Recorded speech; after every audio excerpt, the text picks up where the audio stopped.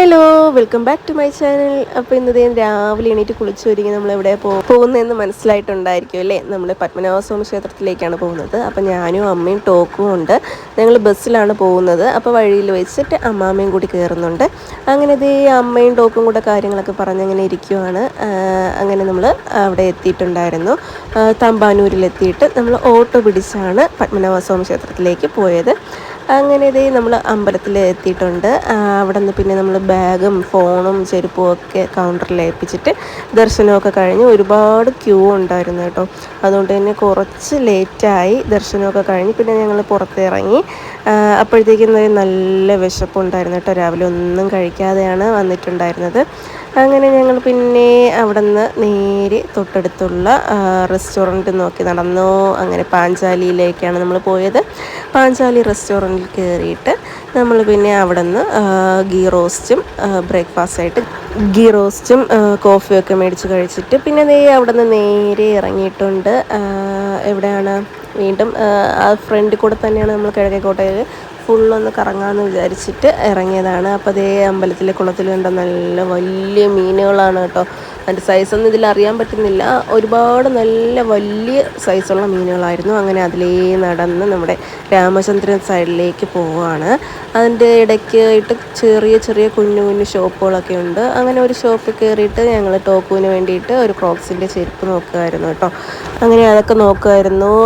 ആദ്യം ഞാൻ ഒരു വൈറ്റാണ് നോക്കിയത് കേട്ടോ. അപ്പോഴത്തേക്ക് അത് എന്താണ് ഒരു സുഖമില്ലായിരുന്നു. അങ്ങനെ അത് മാറ്റിയിട്ട് ബാക്കി വേറെ കളേഴ്സ് നോക്കുകയാണ്. അവന് മെയിനായിട്ട് ഈ ക്രോക്സാണ് അവന് നല്ല കംഫർട്ടായിട്ട് ഇടാനായിട്ട് തോന്നിയിട്ടുള്ളത്. അതുകൊണ്ട് തന്നെ കൂടുതലും ക്രോക്സാണ് ഞാൻ വാങ്ങിക്കാറുള്ളത്. അങ്ങനെ ഇതിപ്പോൾ അവന് ബർത്ത്ഡേക്ക് വാങ്ങിച്ചതാണ് കേട്ടോ. അവൻ്റെ ബർത്ത്ഡേ അടുക്കാറായിട്ടുണ്ട്. അപ്പോൾ അതിൻ്റെ വീഡിയോസൊക്കെ ഇനി വരുന്നതായിരിക്കും.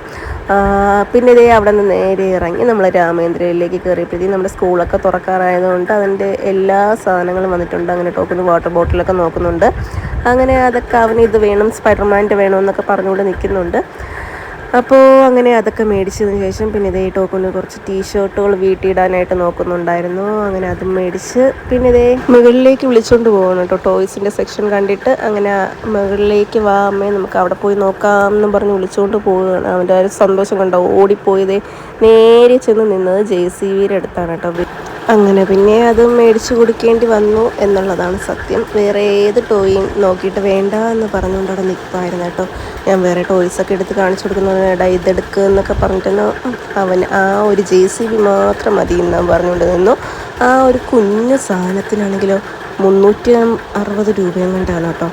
അങ്ങനെ അതും പിന്നെ മേടിപ്പിച്ചതിന് ശേഷം അവൻ്റെ ഡ്രസ്സൊക്കെ എടുത്തു, വാട്ടർ ബോട്ടിലൊക്കെ എടുത്തതിന് ശേഷം ബില്ലൊക്കെ ചെയ്തിട്ട് നമ്മൾ നേരെ പിന്നെ ഫാൻസി ഐറ്റംസിലേക്ക് നോക്കാനായിട്ട് ചുമ്മാ പോയതാണ് കേട്ടോ.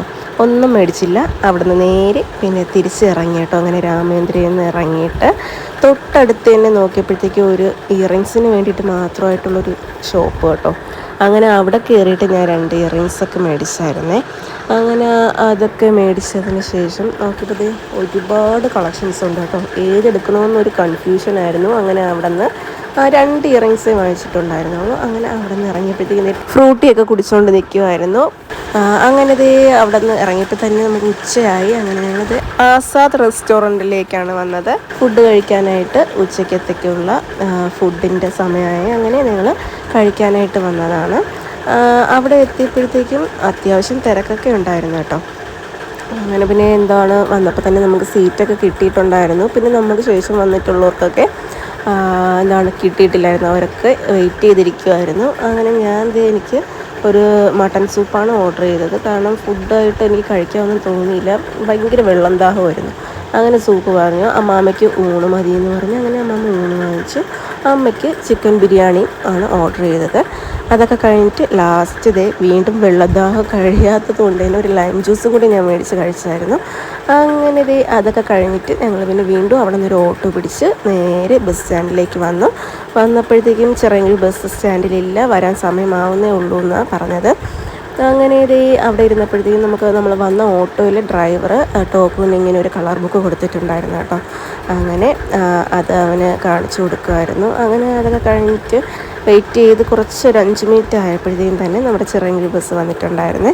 അങ്ങനെ അതിലൊക്കെ കയറിയിരുന്ന് നമ്മൾ പിന്നെ തിരിച്ചു പോകാനായിട്ടുള്ള തയ്യാറെടുപ്പിലാണ്. അപ്പോൾ ഇന്ന് നമ്മൾ അമ്പലത്തിലൊക്കെ വന്നിട്ട് ഒരു കുട്ടി ഷോപ്പിംഗ് ഒക്കെ കഴിഞ്ഞിട്ട് അപ്പോൾ നമ്മൾ തിരിച്ചു പോവുകയാണ്. അങ്ങനെ ഇതേ ബസ്സിൽ കയറി നമ്മൾ 3 പേർക്കുള്ള ടിക്കറ്റൊക്കെ എടുത്ത്. ടോപ്പിന് 5 വയസ്സാവാത്തത് കൊണ്ട് തന്നെ ടിക്കറ്റ് അവൻ എടുക്കേണ്ട വരില്ല. അപ്പോൾ ഇന്നത്തെ വീഡിയോ ഞാൻ ഇവിടെ വെച്ച് വൈൻഡപ്പ് ചെയ്യാണ്. അപ്പോൾ അടുത്ത വീഡിയോയിൽ കാണാം. Tata bye bye, see U.